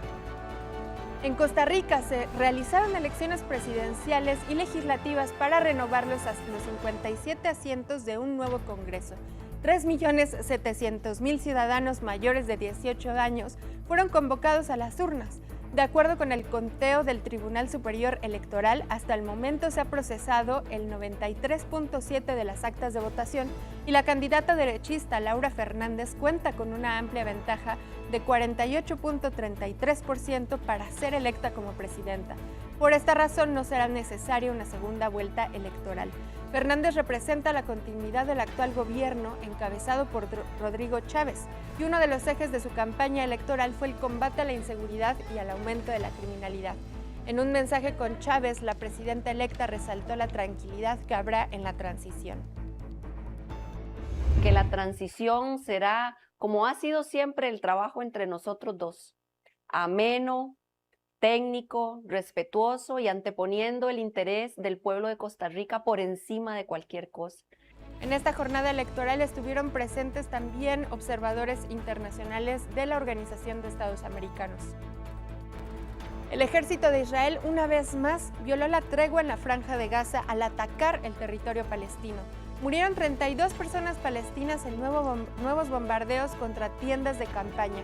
Al menos 510 personas palestinas han muerto desde que se pactó una tregua en octubre pasado.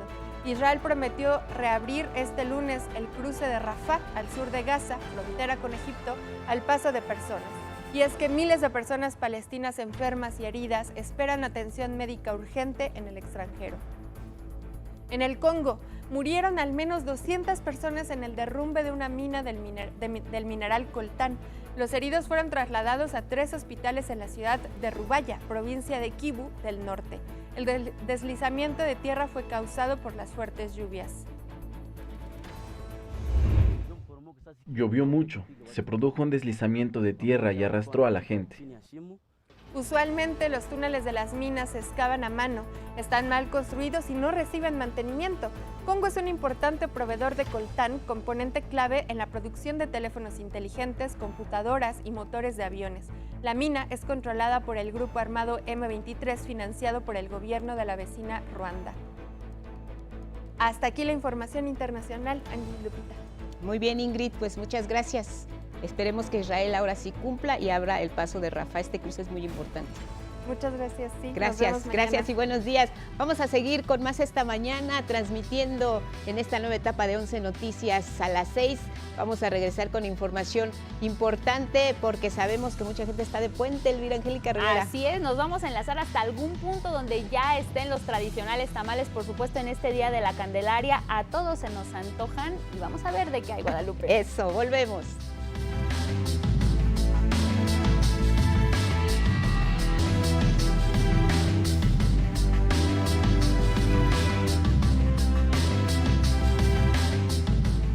Con 30 en la hora del centro. Les recordamos que este lunes 2 de febrero la conferencia matutina de la presidenta Claudia Sheinbaum va a realizar hasta las 8 de la mañana. Por lo pronto, pues vamos a seguir con más información porque, mire, ya le hemos dado cuenta del rescate de animales que se realizó de este refugio franciscano en la Ciudad de México. Así es, sabemos que había perros y gatos, cerca de 1,000, que fueron llevados incluso a diferentes centros donde están recibiendo atención médica y nos aseguran que están en plena recuperación.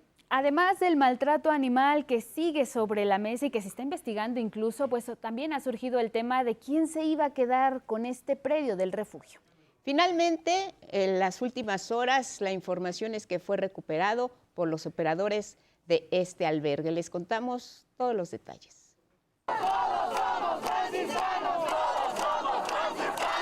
Se hizo lo correcto, se pudo recuperar el predio, la posesión del predio, que pues ya se había ordenado desde el año pasado, en diciembre, y creo que por eso es algo muy importante. Lo considero una cosa maravillosa, una cosa tristísima que jamás debió de haber ocurrido.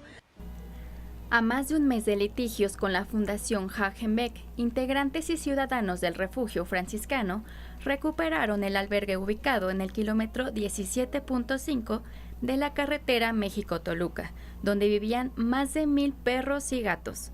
Trabajadores de la Fundación Antonio Hagenbeck entregaron el predio de manera voluntaria e integrantes del patronato recorrieron las instalaciones. Encontraron jaulas sucias, descuidadas, quema de basura y hasta una fosa, que hasta antes del desalojo dijeron que no existía.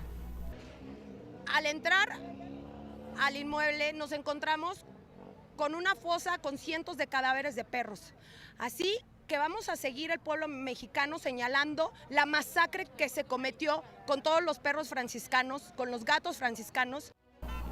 Los animalistas convocaron a la sociedad civil para que ayuden a rehabilitar el albergue y una vez que las autoridades del gobierno capitalino lo aprueben, regresen a su hogar los perros y gatos que lo habitaban.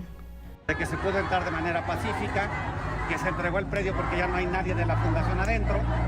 Entonces vamos a avisar a los dos tribunales que ya tenemos la posesión, que se obtuvo de manera pacífica, de manera voluntaria, y vamos a continuar con las mesas de diálogo con el gobierno.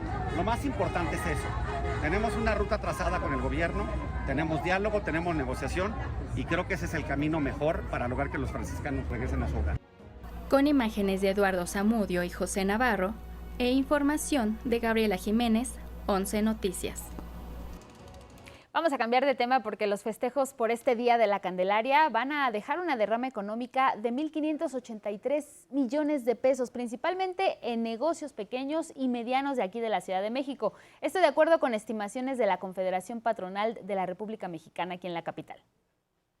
Señalaron también que aunque en gran medida los beneficios de esta fecha se quedan en el comercio informal, hay un buen número de unidades económicas establecidas que son impactadas positivamente, pues además 10.279 negocios dedicados a la venta de tamales, atole y pan resultarán beneficiadas. Tan solo aquí en la Ciudad de México existen 447 establecimientos fijos de tamales y atole, 6.110 negocios de nixtamal, que es el insumo fundamental para la elaboración de los tamales, y unas 3.722 panaderías que van a ofrecer los complementos a la ingesta de este tamal. Ya sabe, el pan dulce, los bolillos para la elaboración de las famosas tortas de tamal, las guajolotas, como se le conoce aquí en la Ciudad de México. Bueno, pues la Coparmex de la Ciudad de México destacó que estas actividades no solo impulsan el consumo, sino que también generan ingresos directos para micro, pequeños negocios, muchos de ellos de carácter familiar, que encuentran en esta temporada un respiro económico y una oportunidad para sostener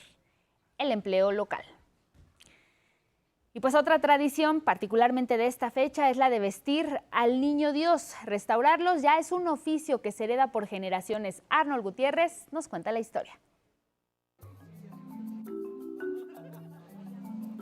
Las manos de restauradores de figuras religiosas dan vida a las imágenes de los niños Dios. Bueno, la labor que desempeño a veces es diseño, a veces es hacer una escultura. Lo mismo la puedo hacer de madera, lo mismo la puedo hacer de piedra o de cualquier tipo de material. Un oficio que se hereda. Retocan y restauran las figuras del Niño Dios que llegan a sus manos para tenerlos listos para el Día de la Candelaria el 2 de febrero. Recuperamos las piezas, dependiendo lo que tengan. Por ejemplo, él que viene con la cabecita rota, ambos pies rotos, y eso es lo que hacemos. En los ojos, en lo que es en cuestión de la pestaña, trato de que se vea pareja la pestaña en ambos ojos. Muchas familias no quieren reemplazar su figura porque dicen recibieron algún favor. Este se lo encontró mi hermana, se lo encontró todo deshecho y nos lo repararon. Entonces, y así hemos tenido varios, unos nos los dejaron, fuimos padrinos, nos los dejaron ahí en la casa, ahora sí que los dueños nos los dejaron, y pues otro se lo encontraron en la basura. Los principales daños que presentan las figuras son de pintura o despostillamiento. Bueno, vengo a retocarle el color nada más, porque ya tiene como 20 años, me lo regalaron hace 5 años. A muchos les gusta un tono que le llamamos antiguo. Más sobre todo cuando los niños son de 20 años para arriba, de 10 años para arriba. Ya llevan un tono como desgastado y le hacemos el tono antiguo. Pero también necesitan vestidos nuevos. Nosotros trabajamos lo que son vestidos, traje tejido, trabajamos doctor, Juan Diego, Y tenemos varios accesorios como son ajas, mamilas, zapato, huarache, cordón. Trabajamos variedad. Así, cada año, la tradicional calle Talavera en el centro histórico de la Ciudad de México está lista para recibir a las personas que buscan restaurar sus figuras para el Día de la Candelaria, donde también se ofrecen niños Dios de varios tamaños y precios, que van desde 7 pesos hasta más de 1,000. Con imágenes de Christopher Dávila, 11 Noticias, Arnold Gutiérrez. Pues sí, el 2 de febrero tiene esta parte del catolicismo, con el niño Dios se manda a vestir y bueno, se presenta también el día de hoy. Y la otra parte también tiene un origen festivo, que es el tema de los tamales y el atole para acompañar precisamente la presentación del niño Dios. Fernanda Chávez, tú estás a esta hora, 7:38 en la hora del centro, en las calles de la Ciudad de México. Para los que todavía no hicieron a tiempo su pedido de tamales, ¿a dónde vamos, Fer? Buenos días, cuéntanos. Hola Lupita, buenos días, un gusto saludarte. Pues nos encontramos aquí en Santa María la Ribera, entre el olor, el calor y la gran variedad de oferta de sabores de atoles y tamales que son tradición este día de la Candelaria. Y bueno, pues hoy concluyen los festejos navideños con este manjar de origen prehispánico. Algunas personas ya acudieron a comprar sus tamales y otras lo harán más tarde para compartir con su familia. Vamos a escuchar qué fue lo que nos dijeron algunos de ellos. Terminamos la venta y vamos a ir a comer tamalitos. Sí. Okay. ¿Y de tamalitos de cuáles piensa llevar a su casa? Pues tamales normales de hojas de maíz. ¿La tercera o? La tercera. Sí, la tercera. ¿Ves que le encargaron? Traemos 250 tamales. Normalmente nuestro fuerte son los tamales verdes, pero por decir para gustos, como dicen, para gustos colores, porque hay gente que lleva de otros sabores y es así dependiendo la verdad la persona, pero lo que más se vende son tamales verdes. Compartir con la familia este día, ya ves que es especial para este día. ¿Cuántas personas esperan en su casa? Pues más o menos como 15 personas. Pues de verdolagas, verdes, de dulce y así variedad así. Lupita, y nosotros nos encontramos aquí en la tamalería Cintli y vamos a platicar un poco de cuáles son los tamales que más se venden. Hola, buenos días, ¿cómo te llamas? Hola, buen día, mi nombre es Ilse y bueno, nosotros tenemos 24 sabores y pues literal todos se venden porque son muy buenos, pero el favorito es como el chapaneco, el de verdolagas, el de setas, tenemos muchísimos. Muchas gracias. Y bueno, Lupita, esta fiesta es importante porque une familias, pero también es muy importante económicamente, porque de acuerdo con datos de la Concanaco, para este día se espera una derrama económica de 1,800 millones de pesos. Nosotros regresamos contigo al estudio porque con este frío se antoja un tamalito y un atole, y ¿por qué no? Nos vamos a echar uno. Claro que sí, pruébalos, Fer, ya nos contarás. Oye, pregúntale hasta qué hora van a estar abiertos para saber, muchas personas apenas están abriendo los ojos y bueno, después de escuchar que tienen 24 variedades, ahí vemos pues también las ollitas del atole. ¿Hasta qué hora van a estar abiertos y cuánto cuestan, Fer? Ahí nada más para saber. Claro que sí, Lupita. Ilse, ¿cuánto cuestan los tamalitos, el atole? Hoja de maíz 28, hoja de plátano 30, atoles tenemos chico que es 23, el de medio 36 y litro 36. Normalmente hacemos de 2 sabores diarios. Hoy por el Día de la Candelaria tenemos 3 sabores. Y bueno, hoy tenemos cajeta, champurrado y guayaba. ¿Hasta qué hora van a estar abiertos? Hasta las 9:30 de la noche. Nuestro horario es de 7 de la mañana a 9:30 de la noche, todos los días. Ok, muchísimas gracias, Ilse. Así están las cosas, Lupita, y bueno, para quienes apenas están despertando, para quienes apenas se están preparando para este día, ya tienen aquí una opción hasta las 9:30 de la noche. Eso es todo. Gracias, Fer, por el reporte. Ya nos contarás acá en redacción cómo estuvieron los tamales y bueno, si quieres traerte unos para sumarlos al festejo de la Candelaria, bienvenidos. Abrazo, Fer, y a ti al equipo. Un abrazo, Lupita. Regresamos contigo. Buen día para todos. Buen día. Pues ya, después de este aroma a tamales y atole quelico, qué delicioso. Rafa, ¿no? Ya está aquí también. Ya, tiempo de la ciencia.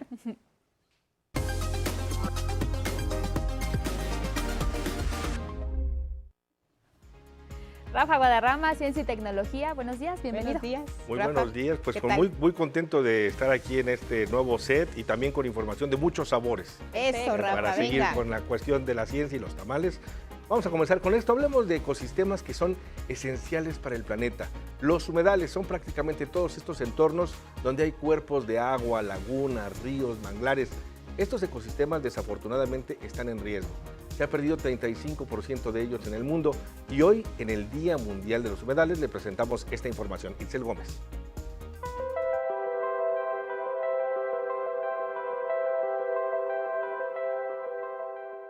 México tiene una gran diversidad de humedales, como este, el de Xochimilco. Sin embargo, es uno de los ecosistemas que más se ha degradado e incluso perdido. La evidencia nos dice que hemos perdido más de la mitad de los humedales originales que ya teníamos. El Golfo de México es la zona con mayor pérdida, especialmente Tabasco y Veracruz. La situación ha sido crítica debido a la industria petrolera y ganadera. Después está el Valle de México. Perdimos casi 90% del sistema lacustre original. Pero exactamente, ¿qué son los humedales? Son ecosistemas donde tienen cuerpos de agua, pero puede ser permanente o puede ser solamente como temporánea. También pueden ser costeros, como los manglares, arrecifes de coral, estuarios o lagunas a la orilla del mar. Los continentales son los ríos, lagos, lagunas, pantanos y llanuras de inundación. Y también hay humedales artificiales, como las presas, arrozales o estanques de acuicultura, donde se crían organismos acuáticos como peces, moluscos o crustáceos. Casi la mitad de las especies del mundo habitan en algún tipo de humedal. Además, son el hogar temporal para las aves migratorias. Más de 300 de ellas llegan aquí a descansar, comer y disfrutar de este entorno. Otro beneficio ambiental de los humedales: mitigan el cambio climático porque Absorben mucho dióxido de carbono. El principal gas contaminante que calienta la atmósfera. Y por si fuera poco, estos ecosistemas lo que ayudan es a regular la temperatura, ¿no? Mejoran la calidad del aire, también recargan acuíferos. Con todos estos servicios ambientales que nos dan los humedales, ¿qué ha provocado su degradación y desaparición? La urbanización, el cambio de uso de suelo, es decir, cuando se extrae el agua de los terrenos para hacerlos productivos en la agricultura y la ganadería, las especies invasoras, plantas o animales que rompen el equilibrio local, y aquí en Xochimilco, por ejemplo, es el lirio. También la contaminación. De las descargas de agua y las contaminaciones en los cuerpos de agua. Junto con la CORENADR estamos trabajando para que las brigadas, en este caso los sembradores, están trabajando en los canales directamente o en los humedales para la recuperación de estos suelos. Más que un paisaje, preservar los humedales es cuidar el agua que bebemos y el aire que respiramos. Si continúa su degradación, nuestra salud se compromete con ellos. Con imágenes de Cristian Meléndez y Andrés Reyes, 11 Noticias, Itzel Gómez Gurrola. Ahora imagínense este recorrido por playas de Nayarit, San Blas, Los Ayala, Compostela, Bahía de Banderas. Bueno, es el recorrido que ha hecho Panchito Cortés, un elefante marino que se ha dejado ver en estos días justamente en esas playas del Pacífico. En los últimos días, un enorme elefante marino del sur ha capturado la atención de bañistas y autoridades mexicanas. Se trata de Panchito Cortés, un ejemplar de la especie Mirounga leonina, una de las dos que hay de elefantes marinos que se ha observado desde el 26 de enero a lo largo de las costas del Pacífico mexicano, particularmente en Nayarit. Aunque para muchos este es un avistamiento inusual, lo cierto es que se trata de un viejo conocido que ha sido monitoreado desde el año 2020, cuando fue visto por primera vez en la playa que le dio su nombre, Playa San Pancho, en Nayarit. Pero Panchito no solo atrae la mirada de turistas, también es una celebridad científica. Aunque a simple vista es posible distinguir entre los elefantes marinos del norte y los del sur, por el tamaño de estos últimos y una nariz más corta, en 2023, Patricia Cerrillo Espinosa y un equipo de la Universidad de Guadalajara decidieron confirmar la identidad del visitante y publicar un artículo científico. Y sí, Panchito es un embajador de los mares del sur que ha viajado más de 8,000 kilómetros desde las cercanías de la Antártica hasta el Pacífico mexicano. Ese mismo año, otra investigación, ahora del Instituto Politécnico Nacional, reportó la presencia de un par de jovencísimos elefantes marinos del sur en Chiapas. ¿Pero qué provoca que se alejen miles de kilómetros de casa? La hipótesis es que los cambios en la temperatura superficial del océano causa escasez de su alimento, a la par de un notable crecimiento en su población que ya sobrepasa los 600,000 ejemplares en la Patagonia, la península de Valdés y en las Islas Georgias del Sur. Esto hace que algunos se aventuren a buscar comida más lejos de lo pensado, a veces demasiado lejos. Y claro, a quien no le gusta comer y descansar en las playas mexicanas. Con información de Carlos Guevara Casas, 11 Noticias. Y hacer periodismo de ciencia es sin duda muy importante. De manera cotidiana, recurrentemente hay fenómenos que vale la pena explicar y también innovaciones que compartir. Y en nuestro país hay una red que cumple 10 años y ayuda a los profesionales de este sector a actualizarse. Veamos.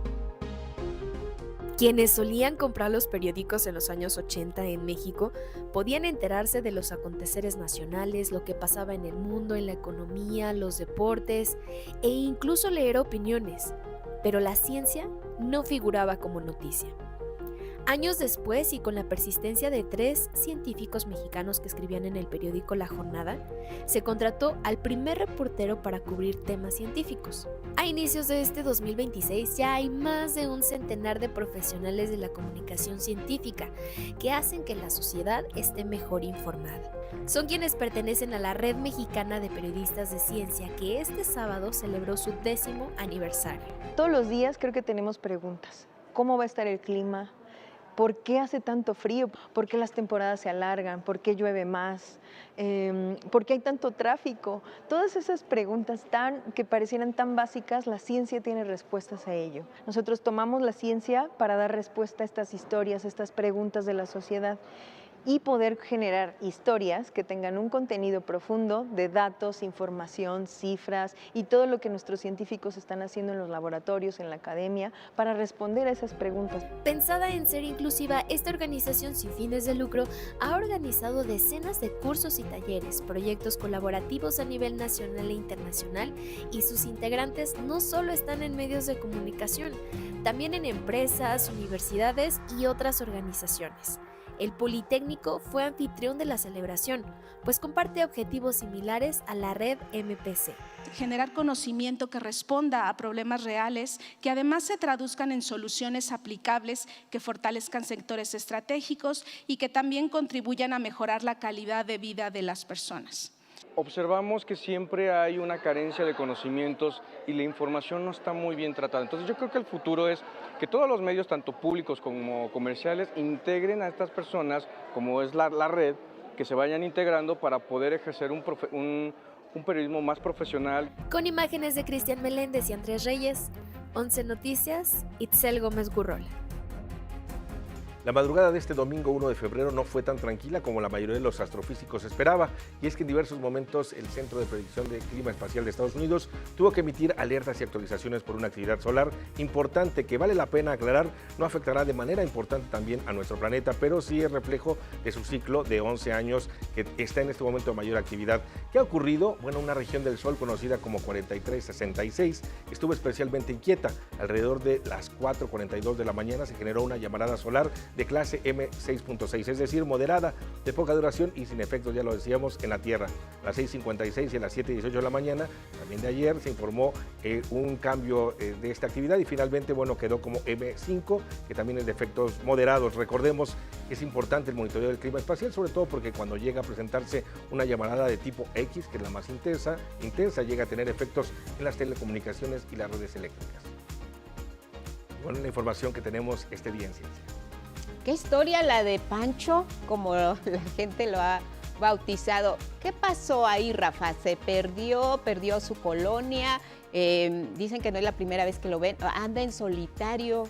Cuéntanos más acerca de esta fantástica historia, la verdad. Sí, realmente es bastante inusual. Sí. No es inusual que llegue a haber pues especies que son migratorias o que realizan recorridos muy grandes, que llegan a salirse de su ruta, pero la circunstancia de Panchito Cortés, como le llaman a este elefante marino, es que se alejó muchísimo de la Antártida, que es donde suele nadar, buscando alimento. Probablemente se piensa que por efectos del calentamiento global o simplemente cambios que llega a haber de manera recurrente en los ecosistemas, empezó a buscar la comida y llegó justamente buscando alimento, alimentándose a las playas de Nayarit, y ahí le ha gustado estar. Se ha presentado desde el 2020, estamos hablando ya prácticamente 6 años. Panchito ya es casi mexicano, podríamos decir, sí. Pero nacionalizado.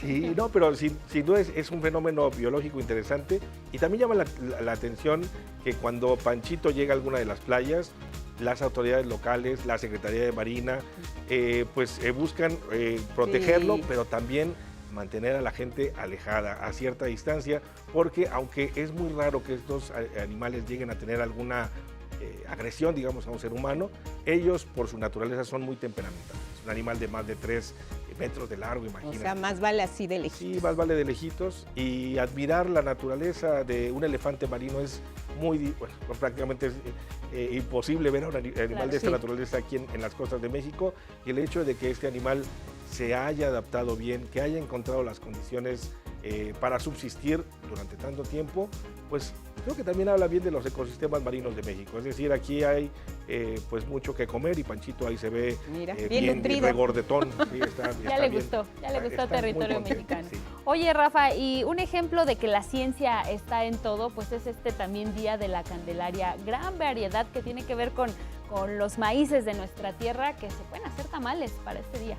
Así es, la Comisión Nacional para el Conocimiento y Uso de la Biodiversidad, la CONABIO, ha documentado que en el país hay al menos 500 recetas o diferentes formas de producir tamales, y esto tiene que ver justo por esto que comentas, la gran variedad de razas nativas que tenemos, más de 60 razas nativas, con casi 20 variedades distintas entre cada una de estas razas.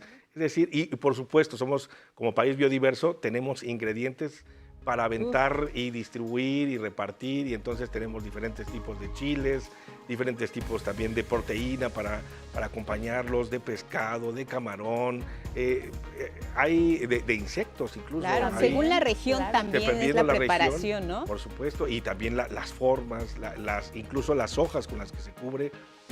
Somos también, y hay que recordar esto este día, porque hay que buscarle ahí a la riqueza gastronómica y biocultural de México, que es importante y de hecho también la CONABIO tiene una página de internet, ahí se meten a la CONABIO, hay un apartado donde le invitan a las personas que registren el tamal regional para que lo puedan compartir también con las demás personas.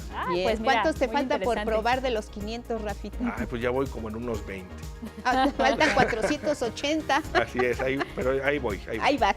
Ya nos despertaste el apetito. Gracias, Rafa Guadarrama. Con gusto, nos saludamos. Te vemos mañana. Gracias por la información. Hablemos ahora de otros asuntos. El Parlamento Infantil de este año que tuvo temas muy específicos. Entre ellos, la seguridad en las escuelas, semáforos, cámaras de videovigilancia, son algunos de los puntos que niñas y niñas piden para su comunidad. Y además, otra de las inquietudes de este Parlamento de Infancias fue que se ponga un alto definitivo al tema del trabajo infantil. Es muy lamentable que todavía continúe. Y es que, mire, estas iniciativas del Parlamento Infantil van a ser analizadas por el Congreso de la Unión para poder convertirlas en realidad. Les vamos a compartir el trabajo de Azucena Rangel. Niños y niñas de la Ciudad de México tomaron el Congreso en el marco del Parlamento Infantil 2026. Entre sus propuestas está la mejora de la infraestructura de su comunidad, más seguridad y acceso a servicios básicos. A las autoridades y el gobierno de la Ciudad de México les pido por favor que hayan más policías cerca de las escuelas, que pongan más topes y semáforos cerca de las escuelas, que pongan más cámaras de seguridad cerca de las zonas escolares. Y algo muy importante, si alguien lastima algo a un niño o hace algo feo, queremos que los castigos sean más grandes y más serios. Caminar no debería ser una carrera de obstáculos. Banquetas anchas y niveladas. Prohibamos que los coches se estacionen en la banqueta. El paso debe ser libre y ancho, suficiente para que un niño pueda caminar de la mano de su abuelo sin tener que bajarse a la calle. También piden un alto a la violencia y al trabajo infantil. Vengo con la fuerza de millones de niños que están ocupados trabajando en lugar de trazar sueños sobre papel. Cuando un niño trabaja, el mundo pierde un inventor, una doctora o un maestro. Pero además los niños no solo necesitan escuela, también necesitamos tiempo y espacio para jugar, descansar y convivir. El crimen organizado no solo es problema de la sociedad, de la seguridad, sino un obstáculo para la paz y el desarrollo. Si trabajamos juntos promoviendo el respeto y la legalidad, podremos avanzar hacia una sociedad más justa y segura. Las niñas y los niños tenemos derecho no solo a aprender matemáticas o ciencias, sino también a aprender a cuidar nuestras emociones, a expresarnos sin miedo y a crecer con amor y respeto. El bienestar emocional es tan importante como la salud física. Como parte de este ejercicio, algunas de las propuestas serán analizadas para convertirlas en un proyecto legislativo. Con imágenes de Miguel Escobar y Yair Maya, 11 Noticias, Azucena Rangel. Bueno, y ahora hablemos de la gira de la presidenta Claudia Sheinbaum de este fin de semana, donde inauguró, la carretera Bavispe-Nuevo Casas Grandes. Esto conecta los estados de Sonora y también de Chihuahua. Es una obra de 134 kilómetros que va a beneficiar a miles de habitantes, tanto para la región de la Sierra Alta de Sonora como para el norte del estado de Chihuahua.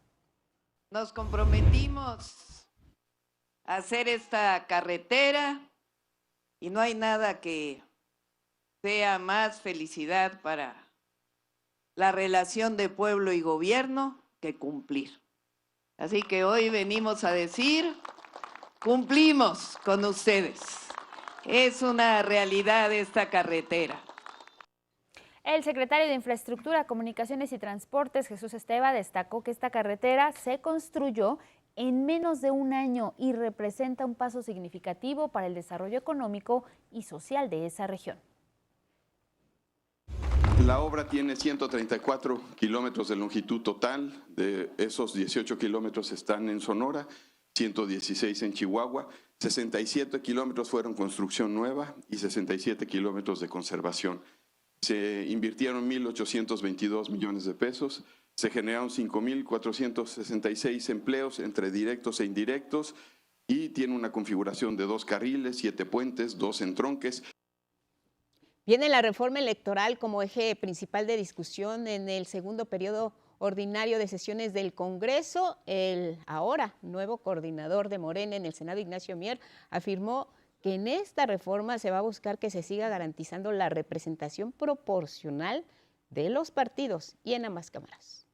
Que se garantice la representación de las minorías en lo que se conoce como representación proporcional. Que se respete la voluntad mayoritaria, pero que se garantice la voz de quienes votaron por una opción diferente al partido que sea mayoritario. Por su parte, el coordinador del Partido Verde en la Cámara Alta, Manuel Velasco, dejó en claro que su partido está en la mejor disposición de dialogar y buscar alternativas para los llamados plurinominales que no son electos por el voto popular. También dijo, hay que esperar el dictamen. ¿Cómo viene esta reforma electoral? También escuchaba una declaración del Partido de Acción Nacional que ya muestra que está abierto a discutir temas de la asignación de los legisladores, sobre todo de representación proporcional. Nosotros también estamos abiertos y por eso estamos en una mesa de diálogo para que todos sean incluyentes y nosotros invitamos a MC a que realicen planteamientos, que realicen propuestas. Todavía no hay una propuesta formal, entonces vamos a esperar a que llegue la propuesta formal porque hay muchas cosas que se dicen, pero hay que esperar la propuesta formal.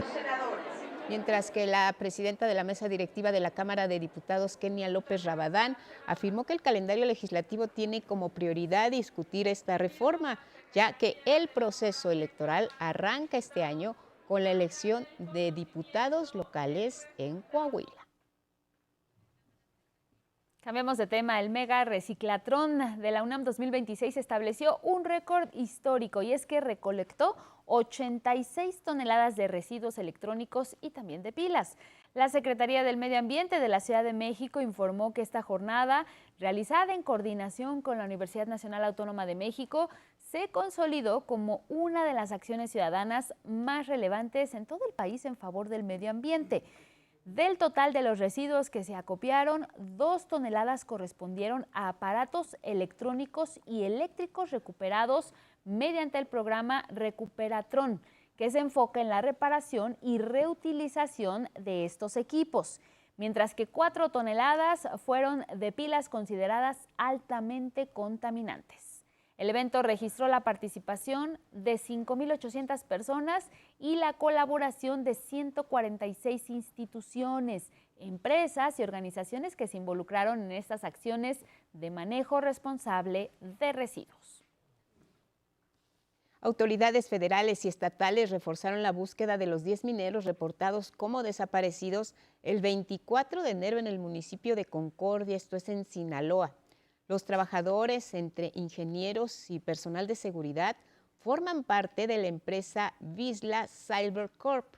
El gobernador de la entidad de Sinaloa, Rubén Rocha Moya, informó que por instrucciones de la presidenta Claudia Sheinbaum y del secretario de la Defensa, Ricardo Trevilla Trejo, se refuerza de manera importante el operativo de búsqueda con el despliegue que suma hasta ahora 1.190 elementos, 800 del Ejército, 270 de Fuerzas Especiales, 100 de Guardia Nacional y 20 ministeriales. La Secretaría de la Defensa Nacional ha sido muy puntual al señalar que el despliegue del personal se realizó vía aérea desde Ciudad de México y otras entidades del país, empleando para ello un avión Boeing 737, 2 aviones T-6C y 3 helicópteros de la Fuerza Aérea Mexicana. El pasado jueves, recordemos que la Fiscalía General del Estado de Sonora informó que había abierto una carpeta de investigación tras esta desaparición de los 10 trabajadores mineros. El delito consignado fue desaparición cometida contra particulares. Y mira, elementos de la Secretaría de Marina Armada de México realizaron una evacuación médica a un hombre de nacionalidad india con diagnóstico de malaria, fiebre y plaquetas bajas. Por ello fue trasladado a Puerto Juárez en Quintana Roo. El paciente se encontraba en el crucero Harmony of the Seas, esto en Isla Mujeres, Quintana Roo, y en conjunto con elementos de la Marina realizaron la operación para brindarle la atención oportuna. Y ahora nos vamos hasta la Cineteca Nacional de Chapultepec. Inició la conferencia matutina. Así llegamos al final de este espacio de noticias. A las 6 los esperamos mañana. Así es, Guadalupe, nos vamos. Gracias a quienes nos siguieron en radio. Particularmente les mandamos saludos hasta Naucalpan y Tecámac en el Estado de México. Gracias por sus comentarios. Que tenga un excelente inicio de semana. Buenos días.